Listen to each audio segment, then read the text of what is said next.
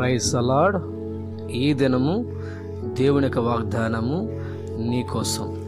ద్వితీయోపదేశకాండము 28వ అధ్యాయము 14వ వచనం. యెహోవా నిన్ను తలగా నియమించును గాని తోకగా నియమింపడు. గమనించండి, ప్రభువారు తన ప్రజల్ని తలగా ఉంచాలనుకుంటున్నారు. తల అనడానికి హెడ్ అనగా నాయకుడు. దేవుడు తన ప్రజల నాయకులుగా, గొప్పవారిగా, ఉన్నతమైన స్థితిలో ఉంచడానికి దేవుడు ఇష్టపడేవాడు. ఒకవేళ నీ జీవితము ఇతరుల ఎదుట తలదించుకునే స్థితిలో ఉన్నావా? ఇతరుల ఎదుట విలువలేని బిడ్డగా ఉన్నావా? నీ బంధువుల ఎదుట, స్నేహితుల ఎదుట, నానుకున్న వారి ఎదుట ఘనత లేని వ్యక్తిగా నీవు ఉన్నావా? ఒకవేళ వారందరూ చిన్న చూపు నిన్ను చూస్తున్నారా? నీ దగ్గర ఏమీ లేదు అని ఒకవేళ నిన్ను నిస్సహాయ స్థితిలో ఉన్నావని నిన్ను పక్కన పెట్టేస్తున్నారా?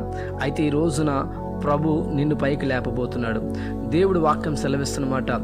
బలవంతులు సిగ్గుపరచడానికి దేవుడు బలహీన లేపబోతున్నాడు. ధైర్యవంతులు సిగ్గుపరచడానికి అధైర్యవంతులు దేవుడు లేపబోతున్నాడు. జ్ఞానవంతులు సిగ్గుపరచడానికి దేవుడు వెర్రివారిని పైకి లేపబోతున్నాడు. ఒకవేళ ఈరోజు నీకు ఏమి లేకపోయినా నీ జీవితం దేవుడికి అప్పగించుకుంటే ఉన్నతమైన స్థితిలో, అనేకుల ఎదుట గొప్ప చేసే స్థితిలో దేవుడు నిన్ను ఉంచిపోతున్నాడు.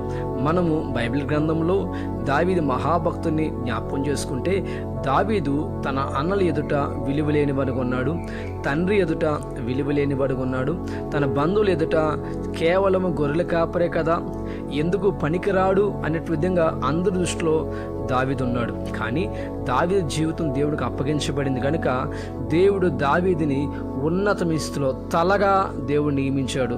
అనేకులకి గొప్ప చేసే స్థితిలో దేవుడు దావీదుని ఉంచాడు. సింహాసనం మీద దేవుడు దావీదుని కూర్చుండబెట్టాడు.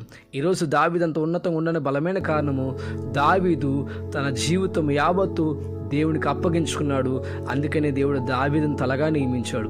ఈరోజు నువ్వు ఉన్నతమైన స్థితులకు వెళ్ళాలనుకుంటున్నావా? తలగా ఉండాలనుకుంటున్నావా? అనేకులు ఎదుట గొప్పవాడిగా ఉండాలనుకుంటున్నావా? గొప్ప వ్యక్తిగా ఉండాలనుకుంటున్నావా? అయితే నీ జీవితం దేవుడికి అప్పగించుకో. దేవుడు నీ కుటుంబంలో గొప్ప కార్యం జరిగిస్తాడు. ఈ వాగ్దానము నీ జీవితంలో దేవుడు నెరవేర్చునుగాక. ఆమేన్.